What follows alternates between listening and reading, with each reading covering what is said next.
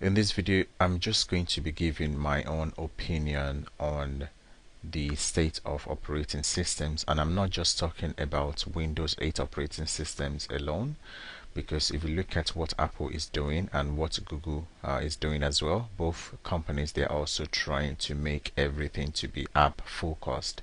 So everything is now app. So because the Google Chrome operating system is based on using apps to do everything, and also the Apple operating system, they're trying to gradually merge the desktop experience with the iPad and iPhone experience. So it looks like everything is going to be app focused, app centric in the future.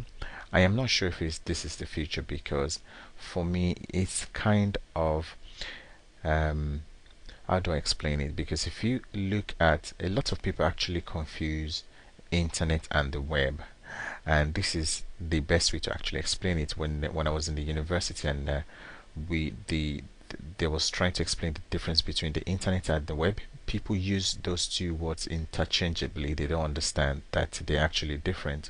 So right now they're saying that the web is going to die, and the reason is because everything is now being app based, and I'm going to explain that to you now in a very easy way. Because if you look at what we used to do, this is what we used to do.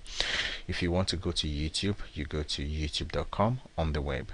If you want to go to Cracked, you go to cracked.com, you go to their website on the web and browse through their website. How stuff work, if you want to learn how stuff work, you go to their website and you're going to look for stuff. Daily Motion, the same thing. You want to watch a video. New York Times, you want to read the news, you go to the web and not to the app. There's no app. We never used to have apps. We have the web. So even though the web is using the internet to download all the stuff from the server, so the web is not the internet, it's two different technology. And Wikipedia, if you want to check something from Wikipedia, you go to Wikipedia and you type what you're looking for. But now things are changing. Everything is now app focused. So now we use app to access the New York Times, and everything is now focused in one place. There's no distraction. All you can read is the news from New York Times, and also the apps is also using the internet, because you have to download stuff from the internet. You have to download stuff from the server, so it's using the internet to download stuff from the server. So as actually you have to subscribe to this. I didn't realize that if you look at some of these articles, they've got padlocks on them. You have to subscribe in order to read them, but you can read this one, it hasn't got padlock. So as you can see, everything is scrolling sideways, nothing is scrolling vertical, everything is horizontal, which I don't know if I still like that. And if you want to do something else, for example, we want to do how stuff works, we click on the app. So everything is now app focused, and I think this is the same way that Apple is heading. And don't be surprised if you see Apple change the operating system radically as well, just like Microsoft has done here. And I think Microsoft, they took that was a huge courage to actually do this, because I'm not sure, if you go on Amazon and read some of the reviews, you can see that the Windows operating system did not have a good review. The Windows 8 doesn't have a good review, and the reason is because there's so many changes that they've done. People don't like changes. Remember me, this is a file manager. So all the things that we used to do, actually let me go back to the last app. It's a login to your favorite web service. Tap to leave this page, use to add shortcuts. So basically you can add stuff from different area and then manage them. These are the kind of apps that I think I will find very useful. So you log in with your username and password to Facebook, and it's going to bring, let's go back to that app, and it's going to bring all the information there. For example, all your files is going to bring you to the same page. Daily Motion, you want to watch a video, instead of going to the web, you use the app and then you watch the videos. So personally for me, I'm not sure how people receive this by using apps to do things that they used to do on the web. So for example, if somebody wants to go to Wikipedia, do they go to the app, or do they quickly go to the Internet Explorer and type in Wikipedia? This is the what I do not understand. I don't know how people are going to use this. For example, now I have to click on an app and wait. Then if I right click, I'm expecting to find a search button here to allow me to search stuff, because we have all these featured articles and recent changes and stuff. But how do I actually search Wikipedia? I'm very curious. I want to search for something in Wikipedia. If I open in a browser, read in another language, you see, so this is actually not doing the thing I want, and this is actually the problem with the apps at the moment. They are not useful to the extent that you may like.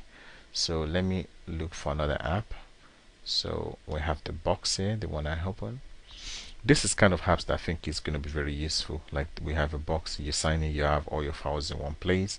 But apps like Cracked, Dailymotion, or the YouTube app, I don't think, or even the news readers, I don't think they will be very useful, because you can easily do those things that you do very, very easily on the web.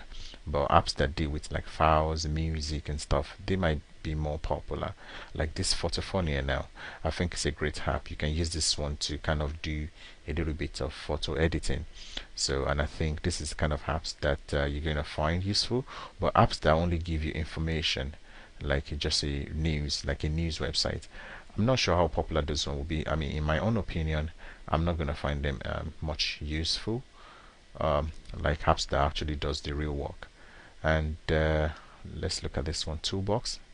I downloaded it. Sometimes these apps, they takes a long time to load, and Microsoft needs to work on that, because recently I read that a professor gathered a lot of data to see how impatient people are, and most people actually abandon a video after when it doesn't load for 2 seconds. So if they wait more than 2 seconds and it doesn't load, they will abandon that video. So that shows you that people are very impatient. Like, this app now is wasting my time, and I'm losing patience actually. So you need to remember the people that are going to use your application. Don't waste my time. Let's remember me run in the background. Don't allow, import Facebook contact. Okay, these are the kind of stuff I'm talking about now. This application, all it does is just remind you of people's birthday. I'm not sure if that's really important for me to have, because I already have that happening in my email all day long. I get reminders from Facebook, so why do I need another application?